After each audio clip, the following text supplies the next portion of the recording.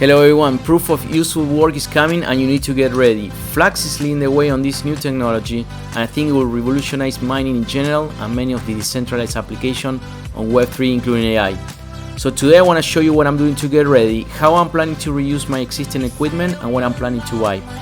Also I want to show you some of the key takeaways from the AMA that the team recently performed, where they show us some minimum requirements, OS, benchmarking and a preview of the dashboard, which I think it was really cool.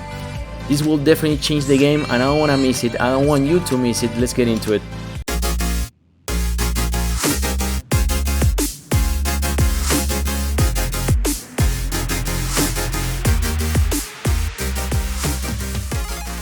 You guys know I love FLUX. I have 14 nodes, but I love what they're doing around proof of useful work.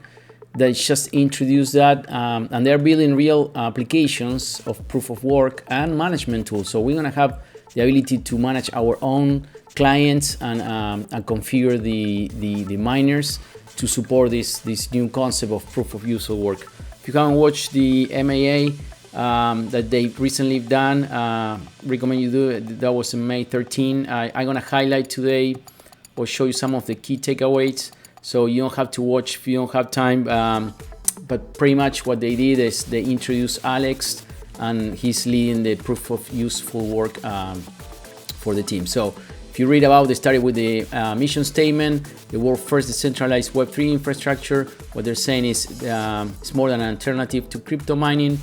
We are transforming the way we currently consume and use resources. Instead of solving randomized algorithms, FLUX GPU mining will be directed at solving real-world problems through distributed computing, such as machine learning, rendering, and more. So lot of applications and we can participate in this and earn money as a result, right, with our resources.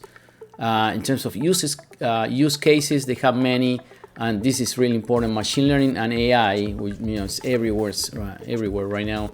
So FLUX are going to be able to support that directly, rendering, computer graphics, cloud gaming, and streaming. So pretty cool stuff here. They have targeted sectors.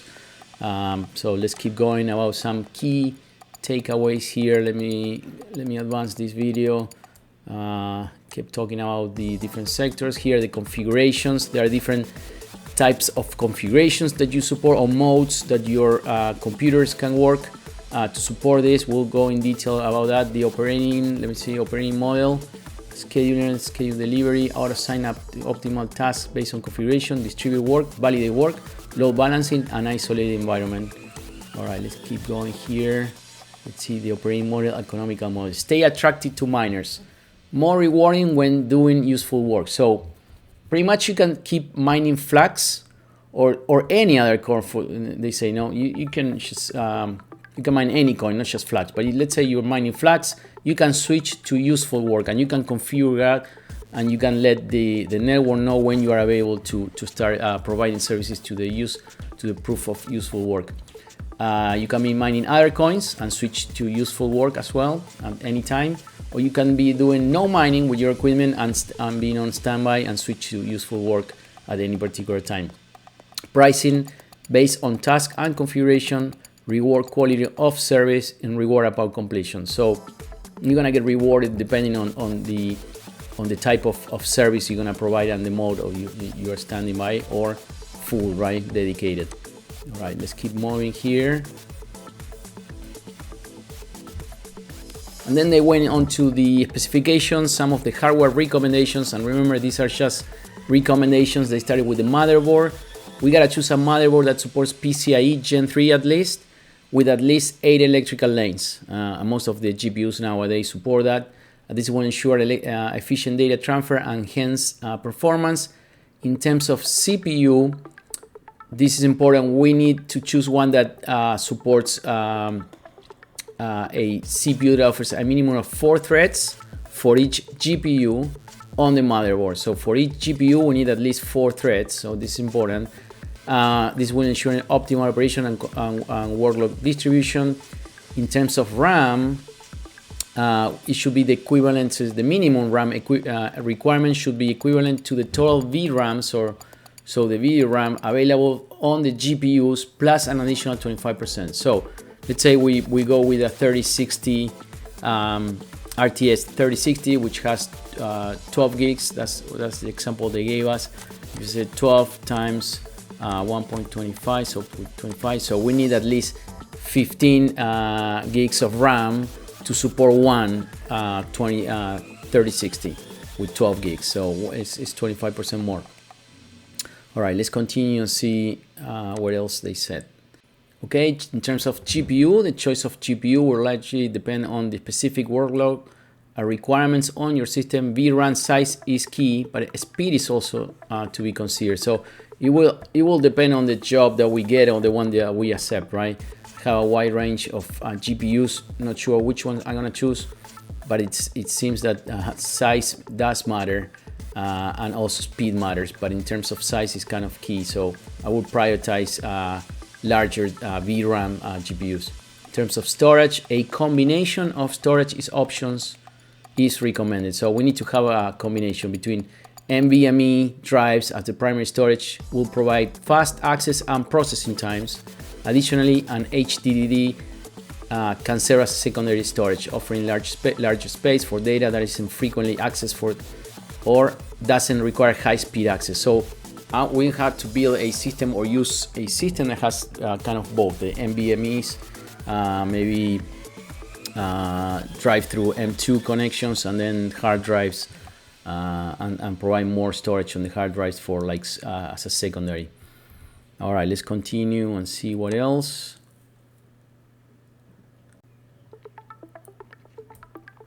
All right, and then they show us a peek of the new dashboard. It says, welcome to POW, give power to decentralization, log into your account. So we'll have this dashboard where we're gonna log into our own dashboard, and we're gonna be able to control, this is really cool. See if I can expand this. We're gonna be able to control our workers and configure our workers, from what I understand, to work depending on our requirements and needs, right? Here you see the different workers in this example. The system controls, apparently you have different types of configurations that you can set up for each worker. System utility, GPUs available in each worker, CPUs available, estimated profitability, so we'll know how much dollars per hour. Benchmarking, so we'll be able to do a benchmark for each of our workers. Uptime, client and service. So really cool dashboard, really clean. Let's keep going here. Let's see. Here's the benchmark when they show this 4 RTX 6000. So they run it, and we're gonna be able, from what I understand, to run this on our workers and see how well we compare with the rest, what kind of service we can provide right to the network. Here it says the motherboard, CPUs. They have 2 Xeons, GPUs 4 RTX, RAM. They have quite a lot of RAM here, 1264 gigabytes. Samsung. Storage, they have a Corsair M2 NVMe, and hard drives 620 terabytes. So really cool dashboard. I love it already. Can't wait to see how well I'm gonna be doing with my workers. Let's see, let's continue here.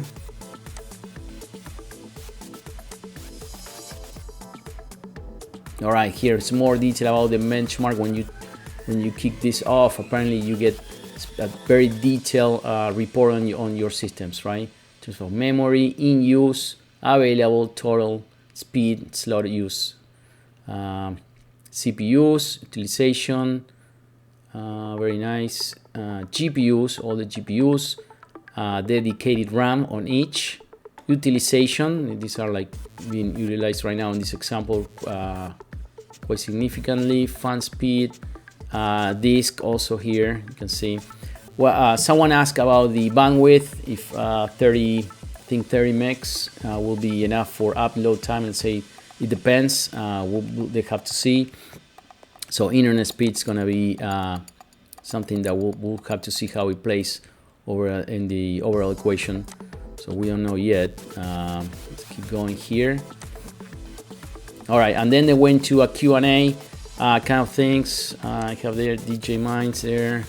All right, and someone asked about, can you support Windows 11? I say, of course. So they're gonna be supporting Windows and Linux systems and any Linux. So there is Windows 11 required. It's not required. They can support Windows 10 as well. All right. All right, so what did we learn about the minimum requirements of some of the requirements or recommendations that the team did? Are that we need at least a motherboard that supports Gen 3 PCI with 8 electrical lanes at least. Motherboard that supports virtualization, that's important. 4 threads for each GPU, so we gotta dedicate at least 4 threads for each GPU. So we need a CPU that have multiple threads. RAM, we need for each GPU that we're gonna have on our system, we gotta hold the VRAM of each GPU plus 25%. And then we gotta add all of them, and that will be the total RAM. But at least we gotta start adding each GPU plus a 25% on each. Any GPU will do. VRAM is important, but speed is also important. So we gotta consider that. Will depend on the job that we get assigned. And then in terms of storage, we know a combination is better. So it will be a combination between fast, NVMe probably, and hard drives. So this is good to know. At least we know what would be an ideal configuration or minimum requirements. So with this, we gotta determine what kind of system we're gonna build. All right, let's talk a little bit about the computers or the workstation I'm planning to use for this experiment, or at least for this initial phase. We're gonna start trying what components best fit and what kind of benchmarks I can get with these computers that I currently own, and I don't have to go and purchase new ones. But this is something that you may want to consider. So these are the HP Z840 workstations. They have dual Xeon processors. So 2 CPUs, E5 2690 V3 2.6 GHz. This particular one comes with 64 gigabytes. But you can go up to, I believe, 1 terabyte. Let's check that. Yeah, you can. It has with 16 DIMM slots, so you can fit up to 1 terabyte of memory. In terms of so plenty of space for RAM. Then another advantage, it comes with an 850 power supply already included there. I believe I can fit 2 GPUs. I will see if I can try that. I'm gonna start like researching the smallest CPUs that I can fit with the biggest RAM. So 2 CPUs here, 12 cores each, so 24 virtual cores. Let's keep going here. I'm not gonna use this graphic card that comes by default. I already own different graphic cards there. 1 terabyte storage. It comes with 1 hard drive, but you can fit up to. It comes with 4 3.5 bays, so we can put 4 extra hard drives there, hot swappable. And then what I did is I replaced the optical drive with one of these guys. Let me show you here. This. The 3.5 to 5.25 front bay mounted bracket. You just put the hard drive there and you plug it with the SATA cable, and you're good to go. So you can expand. I believe I have 6 hard drives on each PC. Now they do come with Windows 10, so we know we can use Windows 10 Professional. It has to be the Professional. But I did find on eBay you can. Let me see if I can find it here. You can order these with Windows 11 already, so we can have Windows 11. Now in terms of storage, remember we need a combination fast and slow. So for fast, I already have this Evo SSD 2 terabytes NVMe M2 internal solid state hard drives. They're pretty awesome, but what I did is I put them in this NVMe M2 SSD to PCIe, so I use the PCIe slot to fit them. So I have currently 3 of these on each computer. So you see, you put in there, you put the screw there, and then you need to put the thermal pad and the heatsink, and then you put it on the PCIe slot. Now these computers, they come with, I believe, 7 PCI slots, so plenty of room. Now we gotta reserve 2 for the GPU. So for the GPU, I'm planning to, and I'm gonna try on one computer, I'm planning to put 2 3060s, so RTX 3060, 2 gigabytes each, And I already measured them. They come with they measure 9.25, so 9.25 inches by 4.88 inches. So I think I can fit 2 of these, but I'll try. I'm not sure yet. I'm gonna see, and we'll take a look at the computer in a minute. I can fit 2 of these on each system. Okay, and here's one of the HPC A40 workstations. You can see here I have replaced the optical hard drive for an additional hard drive here and here. So I have 2 here. Let's open this up. These are the hot swappable hard drives. So you can put 4 additional ones here. And here's the case where you hold these 2. So total of 6 hard drives. Then if we open this up, let's open this up. I can show you. I currently have a 3060 Ti running there with the 8-pin connector there. Have an additional one here. So I'm planning to use another 3060 there. And you can see these are the SSD, NVMe SSD drives there. So I have 1, 2, and another one there, 3. So I'm planning to keep these 3 and an additional RTX 3060 here. So 2 GPUs with 3 NVMe SSD using the PCIe adapter that I show you. So I think this is gonna be pretty cool system. And here you have the 2. It's pretty tough to open this, but here you have the 2 CPUs behind these heat sinks. I gotta blow out this, and those are the 16 memory slot, DIMM memory slots there. This machine, I believe, this one has a total of 128 gigabytes. So pretty good equipment. This is gonna be an experiment. I think I can fit those 2 RTX, and this is the PSU, the power supply. It has 850, so pretty of power to I believe to work with 2 RTX 3060, which they use 170 watts each. So this is the system I'm planning to use 3 of these guys for the proof of useful work. All right, let's talk about cost now and how much we should or one of these workstations are being sold at. If you go to newegg.com and you type HP Z840, get a list and sort it by lowest price.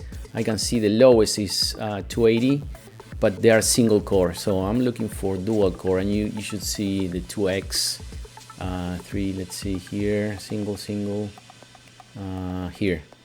2X E5 Xeon 2620 V3.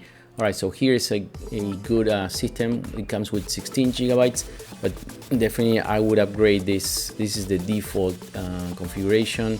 So it's being sold at 330 with no OS, so you have to install Windows 10, and then you can choose the memory and no SSD by default. So those are the you're gonna have to do all these upgrades by yourself. So let's take a look at the memory now. All right, for memory, this is the one I purchased in the past. ATEC 64 gigabyte PC4 19200 2400 megahertz. This is the DIMM that I bought for my workstations. Each 64 gigabyte chip is being sold at $74.99. So let's do a quick calculation. 64, 79.99. That's $125 per gigabyte.